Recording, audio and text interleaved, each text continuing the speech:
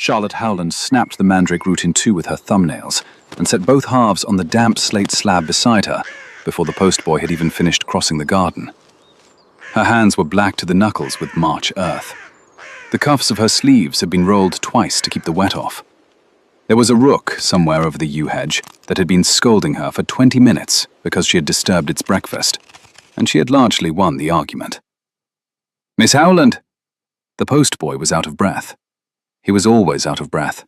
He ran everywhere, for reasons nobody in Tarnmore had ever been able to satisfactorily extract from him. "From Ashmore Park. Sealed." He held the letter out as though it might bite him. Charlotte wiped her hand on the apron she wore for garden work, which was a waste of effort, because the apron was now in approximately the same condition as her hand. She accepted the letter. The seal was black wax, stamped with a hunting horn and a sprig of ash, the crest of Ashmore, which had been in abeyance for 7 years and was, apparently, no longer. "Any reply required?" "He said to wait until you had read it, miss, and carry word if your uncle was not well enough to come." He. Charlotte permitted herself the smallest internal smile.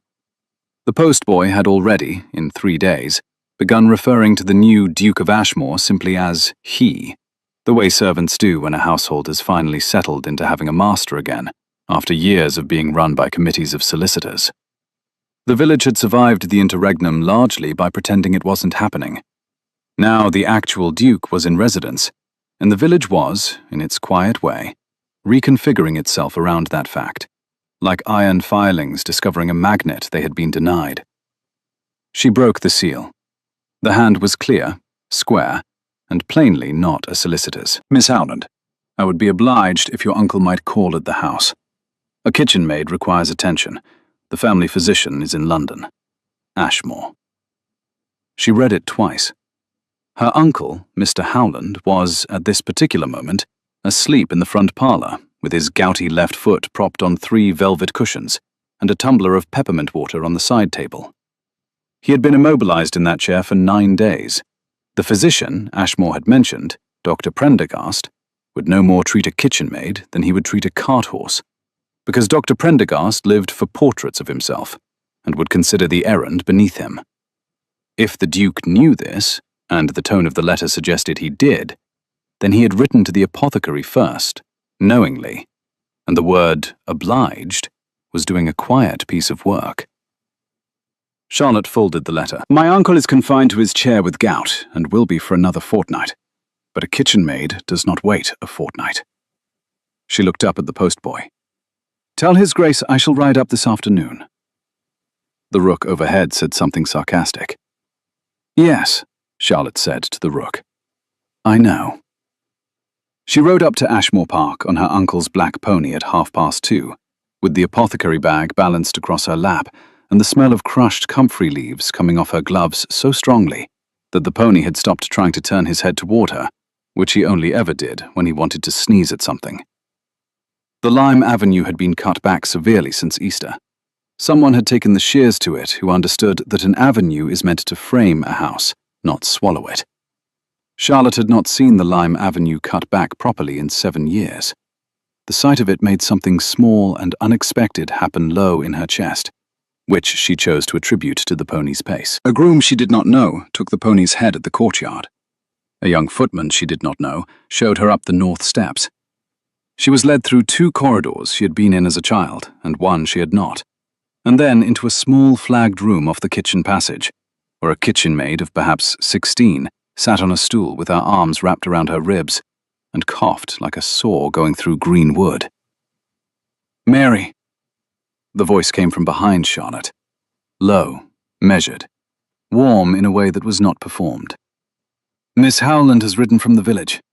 Answer her questions honestly, and do not be afraid if she wants to listen to your chest with that wooden tube." Charlotte turned.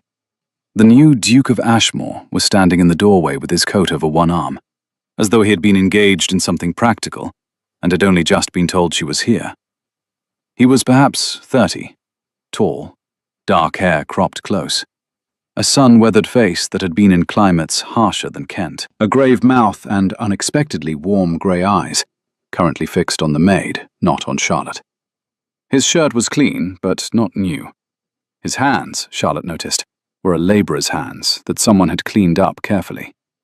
There was a callus on the side of his right thumb that no duke would have, and that no duke could have acquired in the 6 months he had been in England. "Your Grace," Charlotte said, and curtsied, as she had been taught at 9 and had almost no occasion to use. "Miss Howland?" She waited for him to leave her alone with the maid. Dukes, as a class, did not remain in small kitchen passage rooms while apothecaries examined kitchen maids. Her experience of dukes was admittedly small. It consisted chiefly of the portrait of the previous Duke of Ashmore, which had hung over the village almshouse doorway until 6 months ago, when it had been taken down on the new Duke's quiet instruction and returned to the park. He did not leave. He took one step back into the corridor, leaned his shoulder against the frame, and folded his arms without urgency. "I will stay within earshot," he said. "Mary is in my care. I want to hear her answers to your questions, because she will tell you things she will not tell me." Charlotte did not quite know what to do with this. She had expected formality. She had expected a brief, cool reception and a swift exit into corridors where servants bore her along to her patient. She had not expected a duke who understood that a 16-year-old kitchen maid with an inflamed chest was more likely to speak honestly to an unknown apothecary's niece if the duke was a voice beyond a doorway than if he were a face in the room. She knelt in front of the stool. "Mary, my name is Charlotte. Your master has sent for me because you are ill, and he does not like it. I'm going to ask you some questions, and I'm going to listen to your chest, and I'm going to give you some small blue jars and one rather disgusting syrup. Is that agreeable?" Mary nodded. Her eyes flickered once toward the doorway and came back. "How long," Charlotte said, "have you had this cough?" "Since Candlemas, miss." "Is it worse at night or on rising?" "On rising." "Does it take your breath away when you laugh?" "Miss, I haven't laughed since Candlemas." Charlotte heard a short, quiet exhalation from the corridor that might have been amusement. She did not turn. She proceeded, methodically, through the questions she had learned from her uncle's battered book of practice, through the listening tube, through the gentle prods at the ribs and the collarbone. A mild pleuritic complication, thank God, not the thing that had taken 3 labourers from the South Lodge the previous winter, a thing she did not name aloud because Mary would know the name and would panic. She stood. "Your Grace." He was still in the corridor. He straightened when she spoke. "She needs rest in a warm room with damp cloths over a bowl of hot water 3 times each day for a week. I will send up a camphor rub and a syrup. She's not to work the scullery until the cough is gone, and when she returns, she is to be kept off the cold stone. There is a draught under the main kitchen door." She paused. "Forgive me, I am instructing you about your own kitchen." "No," he said.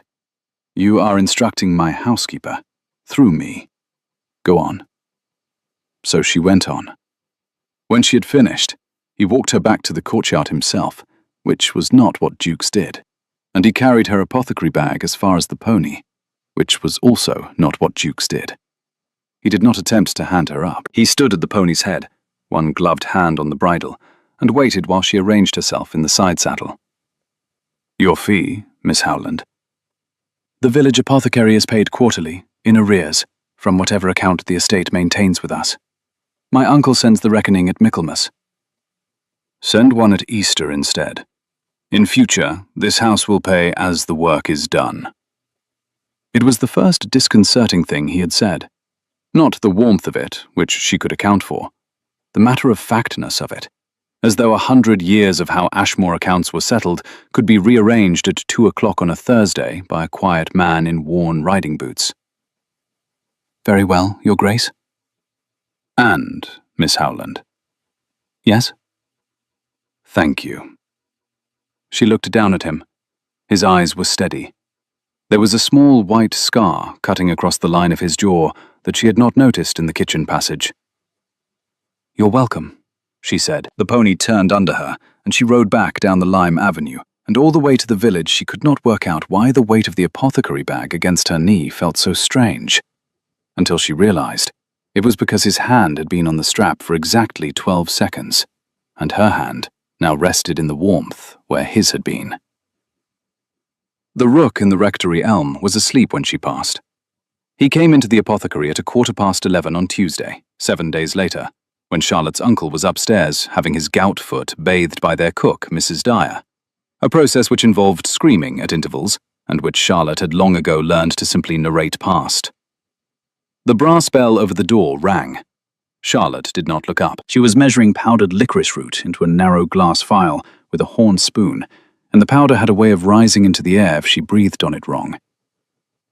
"Good morning. I shall be with you in 1/4 minute." "Take the full minute. I have an opinion about the arrangement of your shelves." She almost dropped the horn spoon. When she looked up, the Duke of Ashmore was standing in the middle of the shop, hat in hand, surveying the wall behind her with the same serious attention he had given the kitchen maid Mary. His gloves were off. The scar on his jaw caught the morning light from the front window. "Your Grace." She set down the phial. "Forgive me. I was not expecting you." "I was in the village. I thought I might save the postboy a journey. Mary is much improved." He tapped the edge of the counter once. "The licorice root and the valerian ought to change places. You lose half an inch of reach every time you take licorice down, because the valerian tins knock against your elbow. You would not notice it. Your uncle would not notice it. Mrs. Dyer's niece who dusts here would not notice it. I noticed it because I spent 7 years in warehouses, where the arrangement of goods on a shelf determined how many men died in a winter." Charlotte opened her mouth, and then closed it. "Forgive me," he said, not at all contrite. "I have been too long among tradesmen. I tell you things that are not my business." "Your Grace, you own the freehold of this building." "I own the freehold. I do not own the shelves. The shelves are your uncle's intelligence, expressed in wood." She stared at him. It was the most unlikely sentence anyone had ever spoken in her shop, and she thought, very privately, that her uncle would approve of it if he were awake enough to hear it. "Have you come for a tonic, Your Grace?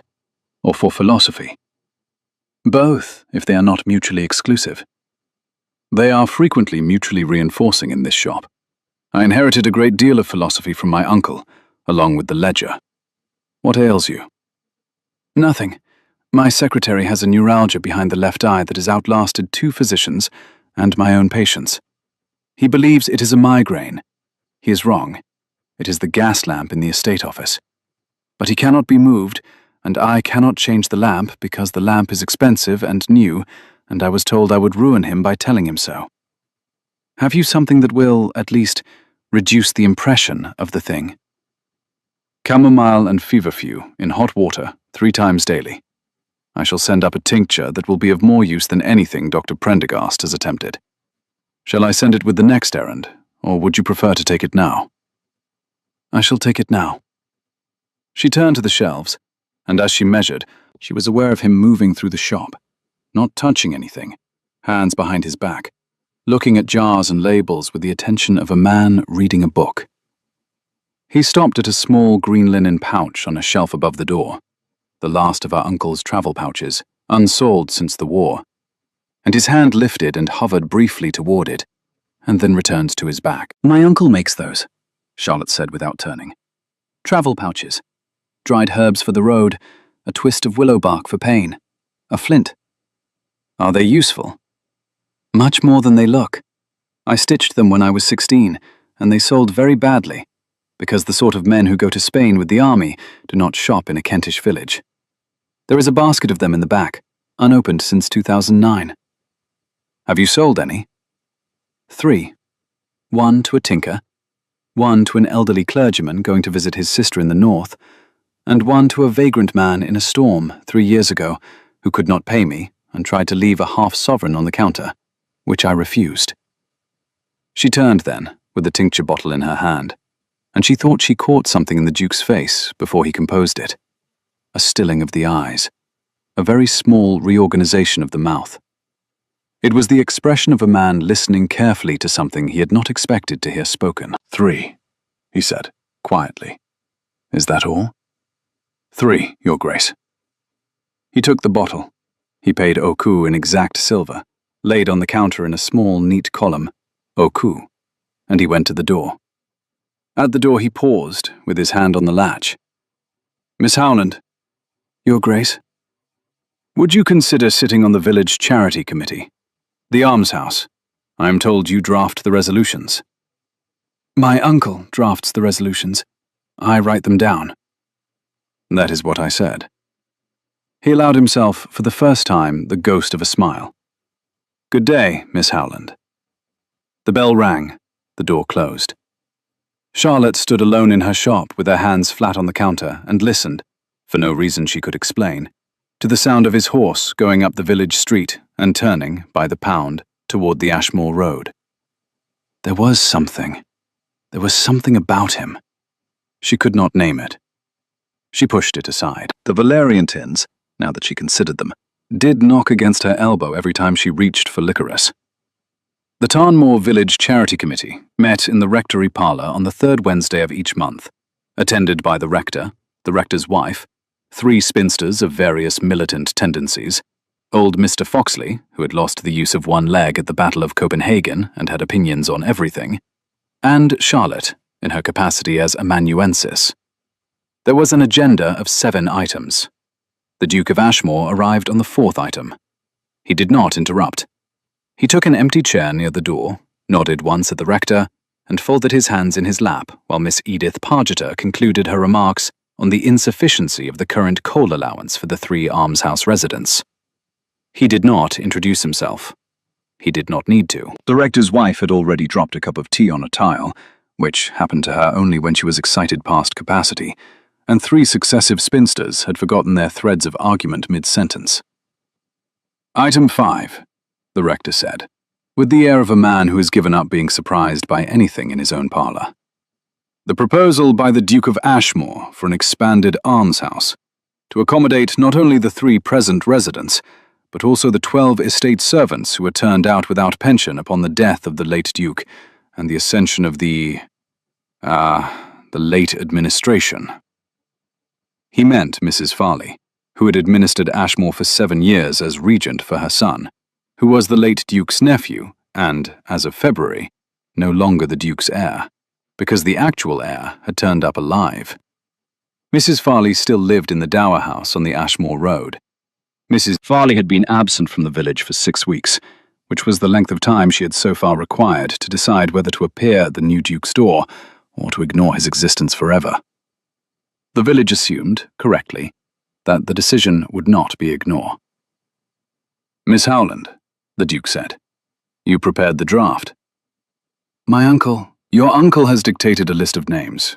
You have structured it into a proposal. There is a difference." She flushed. She hated flushing. She had been trying to unlearn it since she was 14. "Very well. The almshouse, as it stands, accommodates 3 elderly persons, Mrs. Clegg, Mr. Sprague, and old Jemima. The 12 persons turned out by the late administration include 2 head grooms, John Mercer and Daniel Oakshott, 4 stable hands, Peter Larkin, Samuel Ives, Amos Pullen, and Billy Hoskin, 2 gardeners, Ned Plumstead and old Mr. Wither, a laundress, Mrs. Verity Dowd, a housemaid, Anne Starling, a page, Jem Rowe, and the boot boy, Tommy Larkin, who is Peter Larkin's son. 4 of these have died since their removal. 8 remain. 6 of the 8 are resident with family in the village.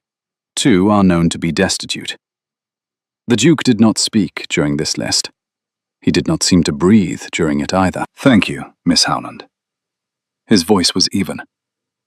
"Would you add to the list Mrs. Clemens, who was the under-housekeeper? She was turned out in January of the year in question, earlier than the others, on a pretext. She is resident with her sister in Rochester, and can be reached through the curate at St. Jude's."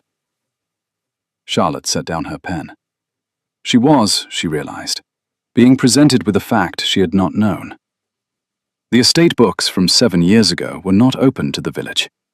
Whatever knowledge the Duke had of the 13 turned-out servants of Ashmore had not come from any document the rectory had ever seen. She added the name. Her hand, she noted, was steady. Your Grace, said old Mr. Foxley, in his bugle of a voice. How does a man only 6 months returned to England know the name of the under-housekeeper turned out of Ashmore 7 years ago? The rector winced. The rector's wife poured a cup of tea that no one had asked for.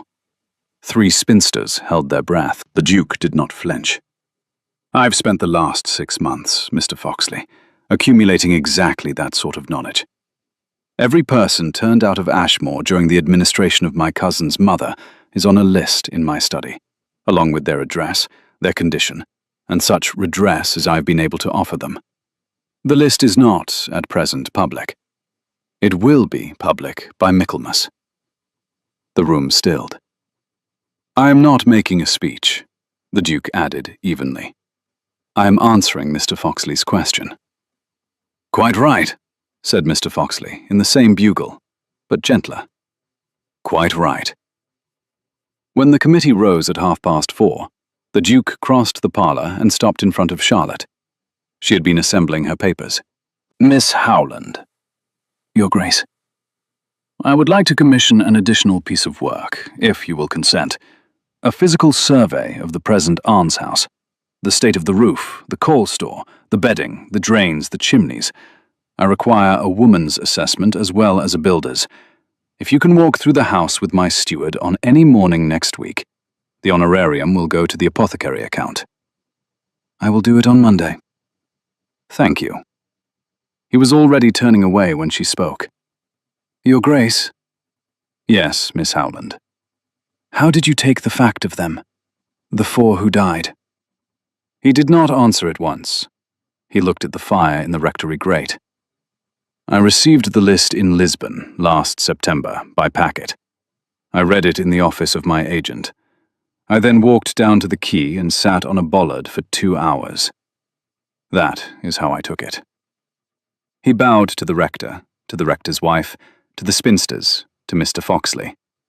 He took his hat and left. The rectory parlour remained silent for perhaps a full minute. Miss Pargeter, who was the fiercest of the spinsters, spoke first. Well, I suppose the interregnum is over. It has been over for 6 months, Charlotte said quietly, and she did not know, as she said it, why her voice was not quite under her control. On Monday, she walked through the almshouse with his steward. On Wednesday, she delivered a written report to the estate office. On Friday, she was asked to return for a detailed conference on the roof. On Friday, the Duke of Ashmore was present. They sat across a table in his library, with the almshouse plans spread between them, and for an hour they went point by point. He was not condescending. He did not pretend to defer to her on matters where he knew more. He did not pretend to know more on matters where she knew more. It was the strangest working conversation of her life, and halfway through it, she realized that she had not noticed the half-hour passing, which had not happened to her in the professional practice of her life since she was 19. At 11:30, a maid brought tea. The Duke took the cup she poured for him and set it down without drinking, and said, without looking up from the drainage diagram, No sugar, thank you, Miss Howland. She had already not put sugar in it. She had not asked him, and she had not put sugar in it, and she did not know until this moment that she had made the decision. Her hand, on the teapot, stilled for a half-second. She recovered before he noticed. The conference went on. When it ended, and she was shown down to the courtyard by a footman, she walked through the hall, and she was stopped short, for no reason she could name, by the realization that the smell of the west corridor, the one you passed to reach the library, was not the smell of beeswax and turpentine, as one would expect of a great house opened 6 months ago after 7 years of neglect. It was the smell of comfrey. It was, she thought, actually specifically the smell of her own apothecary bag. She rode home slowly. On the Sunday, she walked home from church with her uncle's walking stick. He had sent her with it like a messenger, and intended to hobble to the churchyard himself and back on the terrible cushion Mrs. Dyer had made, and would refuse to admit he had needed the stick at all. And she met the Duke of Ashmore on the road. He was walking. He was alone. This was, for a duke, unusual. He had no servant, no horse, No hat against the weak spring sun. He was walking up from the direction of the vicarage with his gloves off and his coat over his arm. "Miss Howland." "Your Grace." "I'm going up to the almshouse. I would like to see it today. Would you walk with me? I can send word to your uncle if he will be anxious." She thought of the walking stick. "My uncle sent me out with the stick because he cannot use it himself. He will not be anxious for another hour." Then they walked. The almshouse stood at the east end of the village green, under a pair of lime trees that had been pollarded that winter by somebody who did not know how. Mrs. Clegg, Mr. Sprague, and old Jemima saw them coming from a quarter of a mile off, and the three of them assembled in the porch with the dignity of a greeting party at the Palace of Westminster. "Your Grace, Mrs. Clegg, Mr. Sprague, Jemima." Jemima curtsied with difficulty. "Jemima," the Duke said, "do not curtsy. Not because I forbid it, but because you are 84, and your knees are not warranted past 90. Sit down." Jemima sat. They walked through the almshouse. Charlotte took notes. The Duke took no notes, because he did not need to. He remembered things. Mrs. Clegg told him the chimney smoked when the wind was westerly. Mr. Sprague told him the coal scuttle was too heavy for Mrs. Clegg to carry. Jemima, who had not spoken of it in 14 years, told him what had happened to a young girl in service at Ashmore in 1788, who had been blamed for a missing piece of silver. The Duke listened. He said, "Tell me the girl's name, Jemima, if you remember." Jemima remembered. The Duke wrote the name in a small notebook from his pocket. Outside, on the green, Charlotte walked beside him and was silent for a time. "Your Grace." "Yes." "You will hear those stories for the rest of your life. Every old servant from Ashmore will bring you one. Half of them will be apocryphal. They do not need to be true to be worth knowing. No. Miss Howland, why did you serve me that tea, unsweetened, on Friday?" Charlotte did not answer at once. She had been walking with her eyes on the road, and now she raised them slowly to the pollarded lime trees, as if she were estimating the injury done to them. It gave her 10 seconds. "I suppose because you strike me as a man who does not take sugar." "Is that the whole of your reason?" "Your Grace, I do not know what other reason I should give." He did not press it. He walked her back as far as the apothecary door. He did not go in. He touched his hand to where his hat would have been if he had been wearing one, a bare gesture for a bare head, and went on up the village street. She stood in the hall of the apothecary, with the walking stick leaning against the coat stand and the smell of comfrey still on her own sleeves. Her uncle called out from the parlour to know whether the rector had preached long enough to be useful, and she could not answer him for a full 2 minutes, because she was trying to remember when, in her life, she had last served tea to any man at all, without automatically adding sugar. And she could not. She had served it that way once. She had served it that way once, 3 years ago, on a wet March evening, to a stranger in a storm who had said nothing for 2 hours, and then, from the chair by her uncle's fire, had said only, "Without sugar, thank you." The next afternoon, a groom came down from Ashmore Park with a sealed note. The Duke's hand again. "Miss Howland, would you attend at the estate office at 3 o'clock tomorrow to advise on a specific matter? The matter concerns the still room, which has not been used in 7 years, and which I am minded to restore. Ashmore." She read it. She read it twice. She wrote back, "I shall attend." She sent the groom on his way. She then sat down in the kitchen at the long pine table and put her face in her hands for 12 full minutes. Not because she was weeping, but because she was thinking, and because she had to work her way back carefully, the way you walk back through a field in the dark after you have lost something, from the present moment to an earlier one, without flinching. The still room. The stranger in the storm had slept, 3 years ago, in the chamber behind the apothecary still room. Nobody in the village knew it. Her uncle had been in Canterbury. Mrs. Dyer had been with her sister in Ramsgate. The shop had been empty for 6 days. A man had come to the door in the wet, with a cut over his eye and a fever that had coloured the whites of his eyes a sick yellow. And she had been 19 and alone, and she had let him in, and she had fed him, and she had nursed him, and she had never told anyone. He had stayed 3 nights. He had been gone on the morning of the 4th, before her uncle returned. A silver half-sovereign had been left on her pillow. She had never spent it. It was, at this moment, in a small tin box in the locked drawer of her writing desk upstairs, along with 3 of her mother's letters and a pressed sprig of myrtle from her own christening. The stranger's name had been Gabriel. She had never known his surname. He had refused, politely, to give it. Now the new Duke of Ashmore was named, if the black wax seal in the London Gazette were to be believed. Gabriel Elliot Ashmore. She went upstairs. She unlocked the writing desk. She opened the tin box. The half-sovereign was there. The year on the coin was 1807.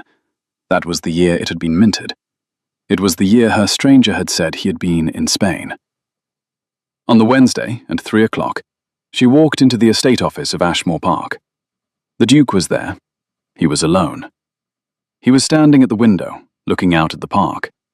The estate office was not the library. It was a working room, a table of plans, a wall of keys, a shelf of ledgers.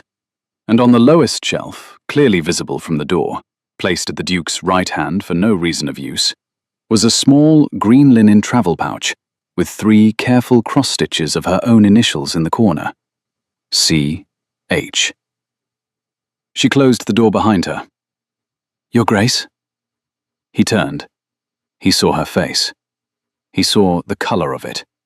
He saw what she had come to say, before she said it. "Miss Howland." "You are him." He did not, at first, answer. "You are the man who came to the apothecary in March of 2009, in a storm, with a cut above your eye and a fever, and no name but Gabriel." "Yes." "You are that man." "I am." She did not raise her voice. She had not, since the age of 7, raised her voice. She set her satchel down on the table very carefully. "How dare you?" He took a step toward her. Then he stopped. He understood that this was not a moment to approach. "Miss Howland." "Do not Miss Howland me. I was alone in the shop.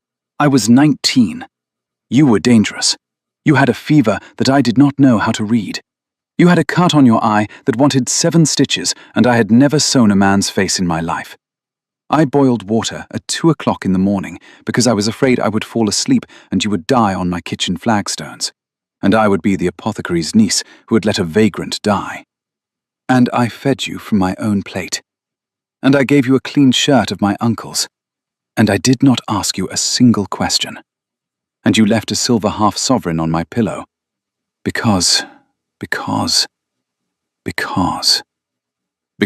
you had refused the coin when I first offered it, and I did not wish to leave owing a debt I could not pay. You did not leave your name. I could not. There were men in this country with a very specific interest in whether I was alive. If I had left my name with you, I would have exposed you and myself and the work I was in the middle of. I left as soon as I could walk. I spent the next 3 years accumulating the proof I needed.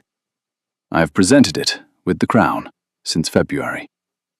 I returned to England 4 months before anyone else knew I was here. I came to Ashmore 6 months ago. I did not come to you. You did not come to me. I told myself I would not. I told myself you deserved a quiet life. I told myself the stable boy Gabriel was dead, and that the Duke of Ashmore would be a stranger to the apothecary's niece of Tarnmore, and that would be the kindest thing I had ever done for anyone. And then your uncle had the gout, and I wrote to the apothecary and received, by return, a note in a hand I had not seen in 3 years, and I could not pretend any longer that I would be content never to see you. So you wrote me letters. Dukes write letters to apothecaries. You brought me onto the charity committee. You asked me up to survey the almshouse. You served me tea in your library. You watched me serve it to you unsweetened. And you did not tell me, and you did not say, and you did not give me back the chance to know who you were. I was afraid.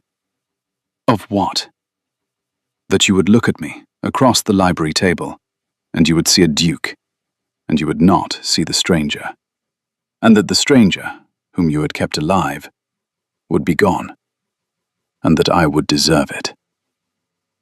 She did not move. She did not speak.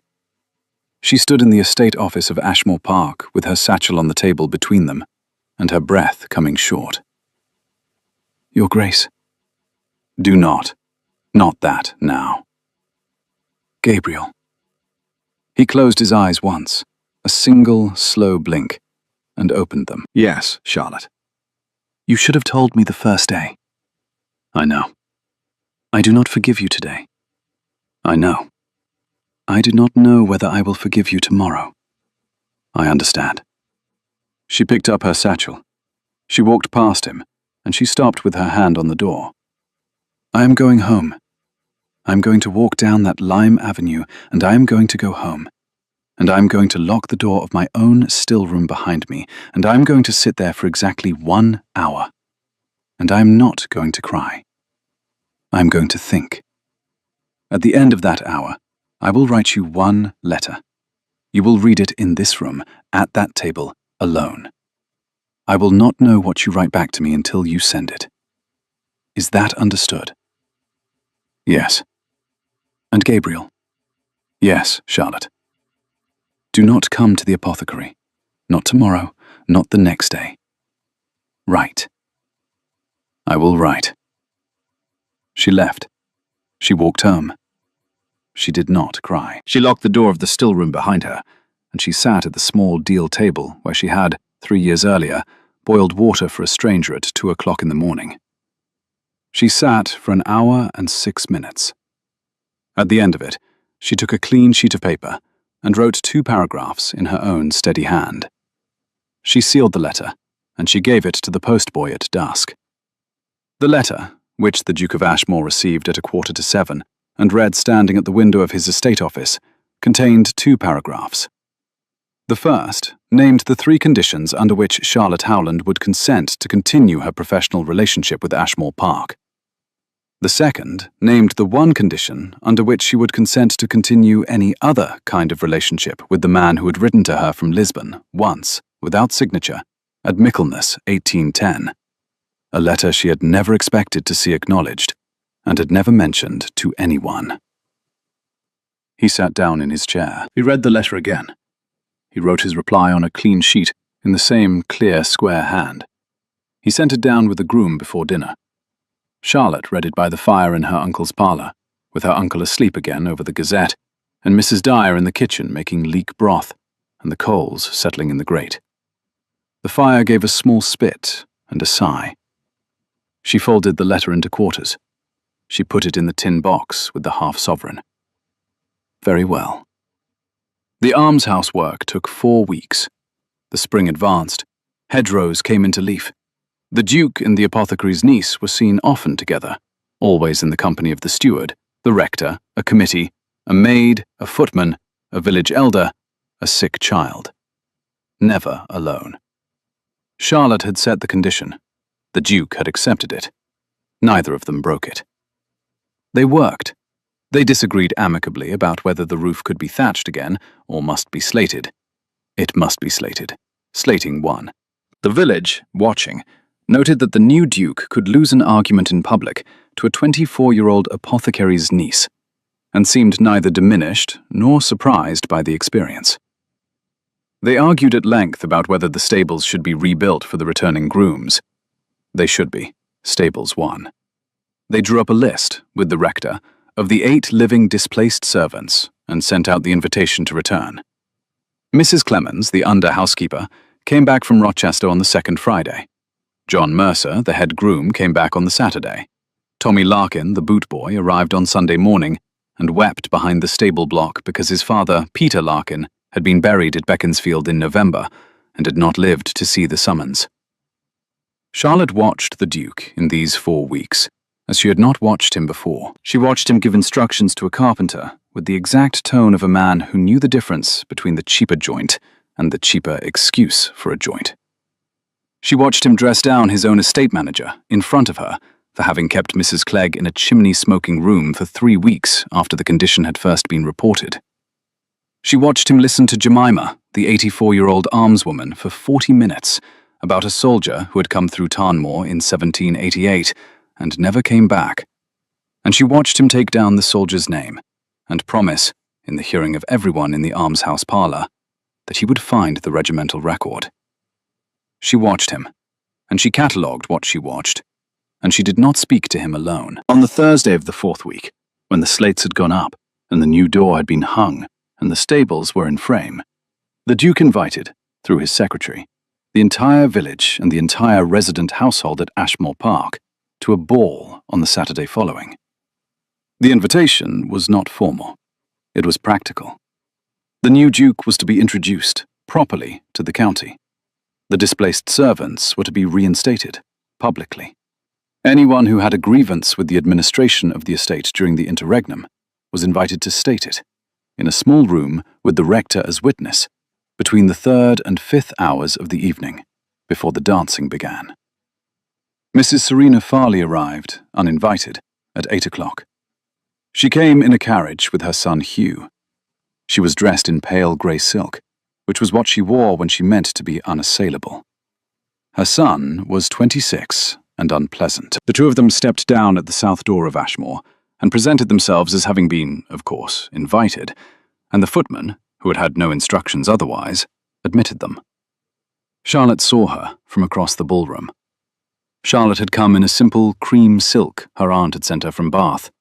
She had pearls from her mother.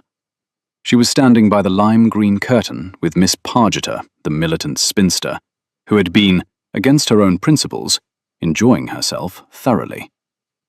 Miss Pargeter said, quietly, "She has come to burn the house down. She has come to try." Mrs. Farley moved through the ballroom with the air of a woman taking a census of a property she was about to repossess. She stopped, deliberately, in front of the Duke, who had been speaking with the rector and with Mr. Foxley. "Your Grace." "Mrs. Farley?" "I had not expected to be invited." "You were not." A small silence. Mr. Foxley, the one-legged veteran, shifted his weight onto his good leg and looked deeply interested. "I have come, nonetheless," said Mrs. Farley, "to make a short address to the assembled company. I think you will agree I have earned the hearing." "I will agree to nothing of the sort. But you may speak. I will not silence a woman at my own ball, whatever the provocation." "Thank you, Your Grace." She turned to the ballroom. "Friends, I am Serena Farley. For 7 years, with the Crown's consent, I administered the Ashmore estate as guardian to my son, who was, at that time, the lawful heir in the absence of the late Duke's nearer kin. 6 months ago, a man arrived in London claiming to be the nearer kin. He has produced, I will concede, a great deal of paper. Paper is the easiest thing in the world to produce.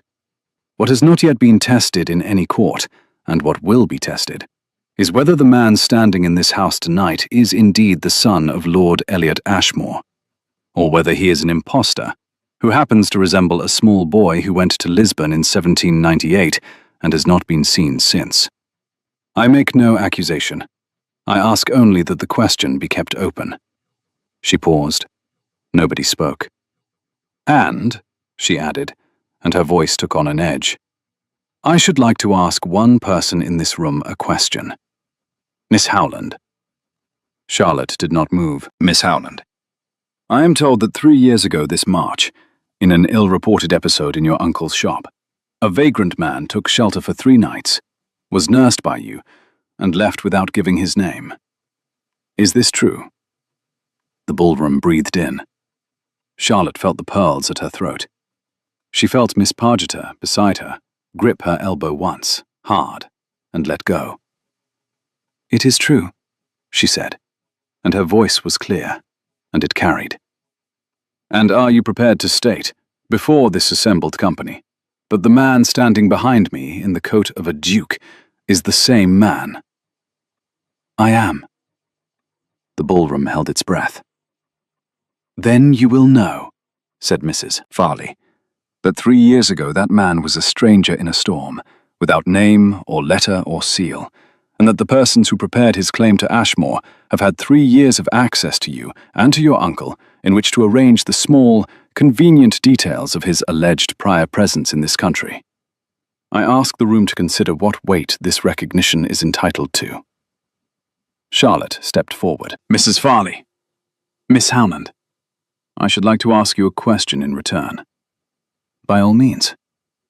3 years ago, in March, when the man who was then a stranger was in my uncle's house for 3 nights, you yourself were, by the records of the estate, in residence at Ashmore Park.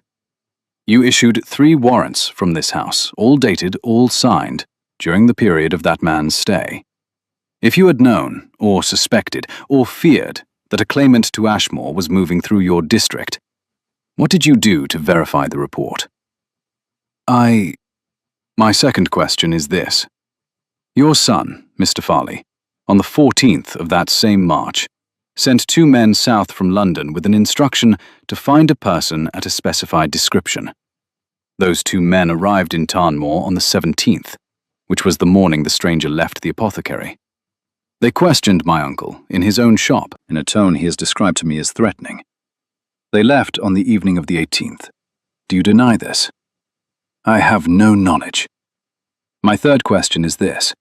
The 2 men who arrived in Tarnmoor on the 17th were in the pay of a London solicitor whose office has, since February, been seized by the Crown on charges of forged succession documents in no fewer than 4 estates. You sat on the board of that office, Mrs. Farley, for 6 years. Do you deny this? The ballroom did not breathe at all. Mrs. Farley opened her mouth. Do not answer, said her son Hugh in a strangled voice. Mother, do not. Mr. Farley, said the Duke of Ashmore, very softly, and not to Mrs. Farley, and not to the ballroom. Your mother is entitled to answer the question. She is entitled to my house until she does. She is entitled to her dignity. And she will tell the truth in this room, or her carriage will leave this courtyard empty. Mrs. Farley did not answer. The Duke spoke, finally, to the ballroom. Miss Howland's account of March 1809 was confirmed, in a sworn deposition 6 weeks ago, by the surviving clerk of the solicitor's office in question. He deposed that 2 men were dispatched to Tarnmoor on the 14th of March to find a claimant named Gabriel Elliot Ashmore, and to ensure that he did not reach London alive. They failed. He did. That is why I am standing in this room. Miss Howland was, on the night of the 16th of March, the only person in the county of Kent who knew that I was alive. And she did not know she knew. If Mrs. Farley wishes to test Miss Howland's knowledge of that period, she is free to do so, in any court in England, with my full cooperation. The room did not move. The music, the Duke said, may continue. It did. Mrs. Farley and her son left at 9:15. They did not return to the Dower House. They went to Rochester. 2 months later, Hugh Farley was indicted for conspiracy to forge a succession document. Mrs. Farley was not indicted because she had not, in the end, forged anything herself. She retired to Cheltenham, where she lived quietly for 11 years and never returned to Kent. An hour later, Charlotte stepped out onto the terrace. The night was cool. The gardens below the terrace were full of the smell of hawthorn in flower and of cut lawn, and of something hidden somewhere that was a wisteria coming into its prime. The ballroom blazed yellow behind her. She stood with her hands on the stone balustrade and tried to slow her breathing, which had not slowed since she had walked forward in the crowded room. The terrace door opened and closed. He came and stood beside her. He did not touch her. He did not speak for a moment. He put his hands on the same balustrade, 2 feet from hers, and watched the garden. Charlotte. Gabriel. You named 3 things in that room tonight that I had not given you. Your Grace. She almost smiled. I am an apothecary's niece. I have kept a ledger since I was 17. I know how to read a warrant and a dispatch receipt as well as I know how to read a prescription. You forget that. I did not forget. I underestimated. You are forgiven for that specific mistake only. Only that one. Only that one. He was silent. The ballroom inside played, faintly, a quadrille. The musicians had been told, apparently, to proceed as though nothing had occurred. Charlotte. Yes? Tonight, in that room, when Mrs. Farley named your apothecary and your village and you, I would have raised my hand against her. I would have done it before you did. I stopped only because you were quicker. I know. And when you stopped her, I do not know how to explain to you what I felt. The only word for it that I have, after 6 months of trying, is the word you made me afraid to say. Say the word, Gabriel. No, not tonight. Not on the terrace of the house I have just asked you to walk into. I will say it when I have earned the right to say it. In a room that is not borrowed, at a table that is not theatre, in front of no one. I ask you only to wait. I will wait. And, Charlotte. Yes. I should like, with your consent, to touch your hand. She did not answer with words. She moved her hand, 2 inches, until the edge of her palm met the edge of his on the cold stone. They stood like that for a minute. Then another. The wisteria below breathed once, warmly, in the dark. Come inside, she said finally. You are the master of the house. Miss Pargeter will have the rector's wife insensible if you do not return within 10 minutes. I shall come in 3. 3. 3. He touched with his thumb the edge of her smallest finger. He left. She stood alone on the terrace, and for the first time in 3 years, she wept. Quietly, briefly, and without distress. For the stranger she had fed in a storm in 1809, and for the Duke who had returned. In the fortnight that followed, they were not alone. They worked. They were in parlours, in village committees, at the almshouse opening, at a christening Charlotte had agreed to stand godmother for, at a Sunday service where the Duke sat in the Ashmore pew for the first time in 23 years, and the rector was so overcome he misread the second lesson. On the Wednesday of the second week, a groom arrived at the apothecary at 2 o'clock in the afternoon with a folded note and a small, unornamented box. Miss Halmond, I require your presence at the still room of Ashmore Park at 4 o'clock this afternoon. The matter is not medical. Ashmore. Charlotte read it. She put the box, unopened, on the counter. She looked at it for a long time. At 4 o'clock she was shown, not to the estate office, not to the library, not to the ballroom, but along the west corridor of Ashmore Park, and through a plain oak door, and down 3 stone steps into a room she had never seen in her life. The still room of Ashmore Park had been, 7 years ago, a beautiful, small working room with copper alembics and drying racks and a slate slab table. It had not been touched in 7 years. The copper had been polished, the slate had been washed, the drying racks had been scrubbed and rehung. Fresh rushes lay on the stone floor. On the slate slab lay a single sprig of comfrey, cut that afternoon. The Duke was standing at the slab. He had brought only one man, his steward, who was waiting silently by the door. Charlotte. Gabriel. I will not propose to you in a ballroom. I will not propose to you in a library. I will propose to you in a room that smells of your work, and that, until today, I have not set foot in for 3 years, for the reasons you already know. Will you hear me? I will hear you. He did not kneel. He stood with the slab between them, and he did not reach for her hands. I do not come to you empty-handed. I come with a house, and a name, and an income, and 29 displaced servants restored, and a cousin in prison, and a mother-in-law who will not trouble us. I come with 3 years of a secret I have told no one. I come with a knowledge of the shelves of an apothecary shop in a Kentish village that I have carried with me through 2 continents. I come with every small thing I remember about you from 3 nights in March of 1809, which I have not shared with any man, because they were the property of a stranger, and I have only now come to believe I am entitled to offer them to you again, as myself. Name 1. You hum when you measure tinctures. You do not know you hum. It is a very small humming. It is in the key of E minor. Gabriel. You refused a silver half-sovereign on a counter in March 1809 because you would not accept payment for what you regarded as common decency. You kept the coin when I left it on your pillow because, I think, you already understood that I could not have left without leaving something, and that my dignity needed you to keep it. I was correct, I believe. I should like to know whether the coin is still in your possession. It is. Then I should like to ask you to marry me. I should like to name 3 conditions that I am prepared to accept in advance. Name them. 1. You will not leave the apothecary. You will continue to work with your uncle, and, when he can no longer, you will work alone, and I will not object, and I will not blush for it in any drawing room in London, because the woman I am marrying is an apothecary, and I will not pretend otherwise. 2. The still room at Ashmore will be yours. Nobody will use it but you and those you bring in. 3. The half-sovereign will remain yours. I will not ask for it back. It was, and remains, a small silver promise from a stranger who did not know, at the time, that he was promising anything.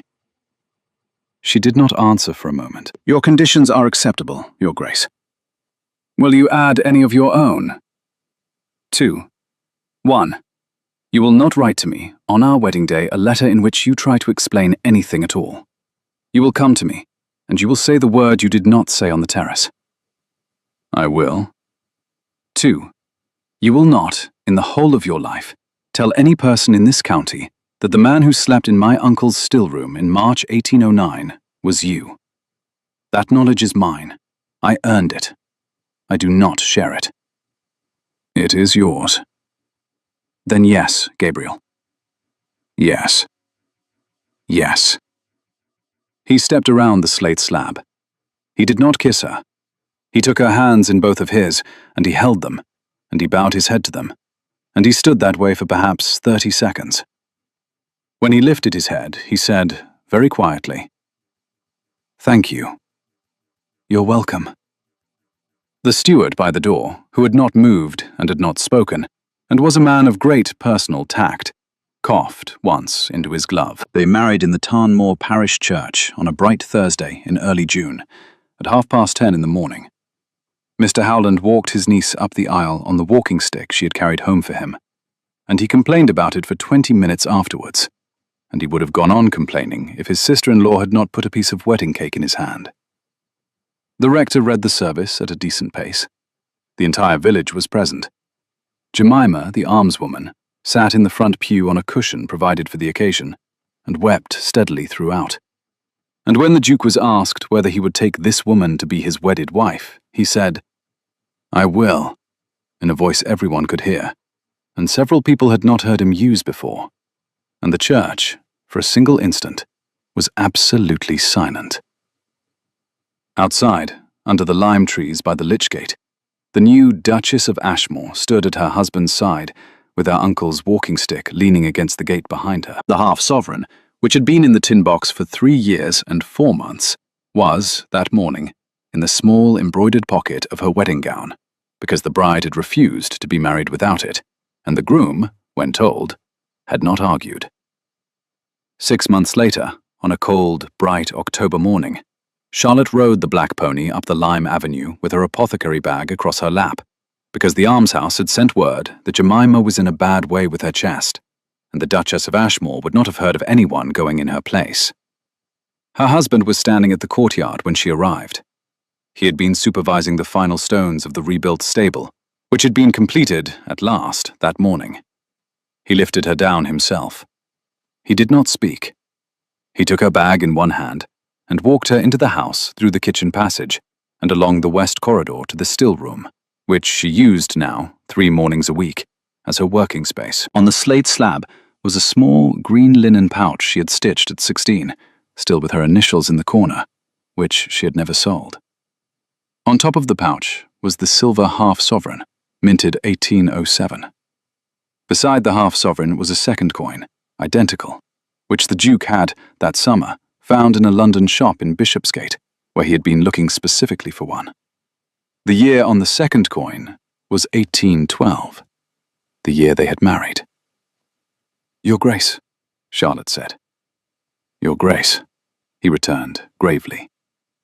She picked up both coins.